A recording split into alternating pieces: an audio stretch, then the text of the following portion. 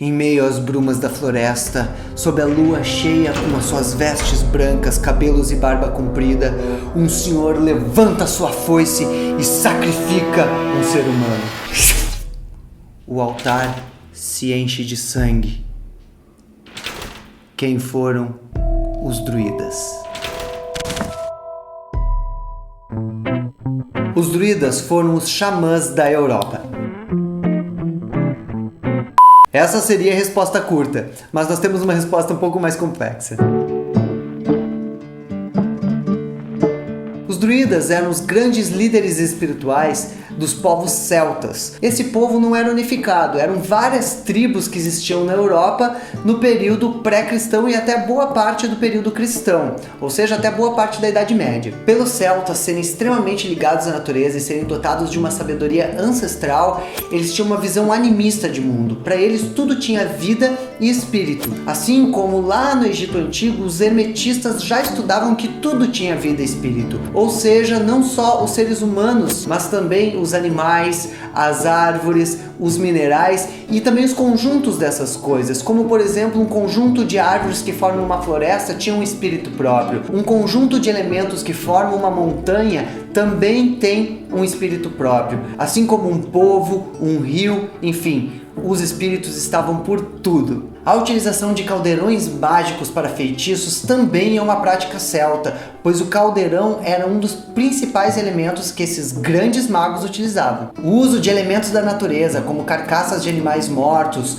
ossos, chás, frutas, raízes e cascas de árvores, tudo isso faz parte das práticas desses caras que eram grandes conhecedores dos lados materiais e espirituais de tudo que nos cerca. Não é à toa que era atribuído aos druidas a capacidade de mudar de forma, de transformar-se em animais. Isso tem muito a ver com os transes xamânicos em que eles entravam, no momento em que eles, através da ingestão de cogumelos ou outras coisas, eram capazes de atingir estados espirituais onde eles realmente se transmutavam no espírito desses animais, não fisicamente, não como um lobisomem se contorcendo no chão, mas como espíritos capazes de atravessar planos, se comunicar com os espíritos de outros elementos e assim realmente se transmutar.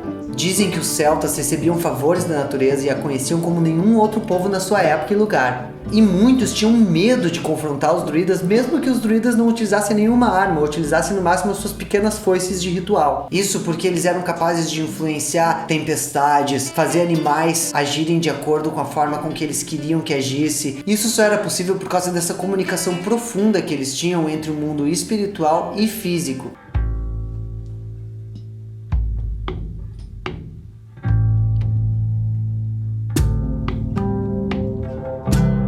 Diziam que eles sacrificavam animais e humanos em seus rituais. E isso é bem verdade. Os druidas eles tinham uma relação com a morte que era muito diferente da relação que outros povos tinham. Primeiro porque eles não tinham medo da morte. Eles sabiam que aquilo que vinha depois era uma continuação daquele momento em que nós estamos agora. Portanto, para eles matar não era um ato de crueldade, e sim um ato de entrega. Muitas vezes eles inclusive matavam a si mesmos em seus rituais, ou quando havia aproximação de um exército invencível. É conhecidas as histórias de povos celtas inteiros que preferiram se matar a servir de escravos aos seus inimigos. Isso porque para os celtas a liberdade e o respeito à terra que eles viviam era muito mais importante do que esse momento dessa vida passageira e individual.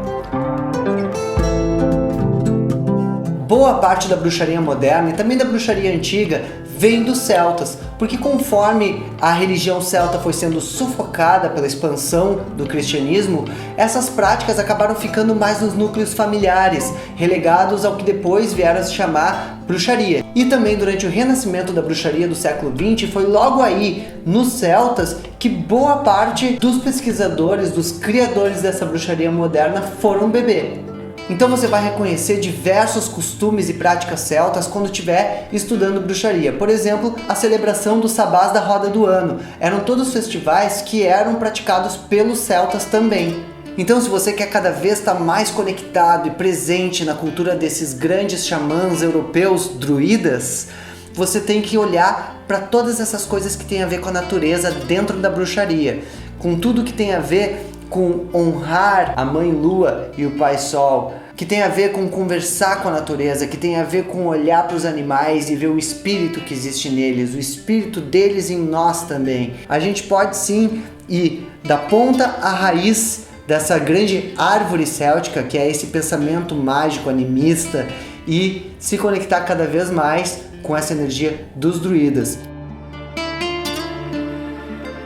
Eu particularmente adoro os druidas e os celtas por considerar que eles são uma das principais forças que criaram a magia no nosso mundo, junto, é claro, com os indígenas, junto com os africanos, junto com os gregos, os egípcios, os orientais, mas formam uma particularidade tão distinta dentro daquele núcleo da Europa que vale a pena sim, ser muito estudado, muito compreendido, tanto naquilo em que eles fazem intersecção com outras linhas mágicas, como naquilo que eles são únicos, né?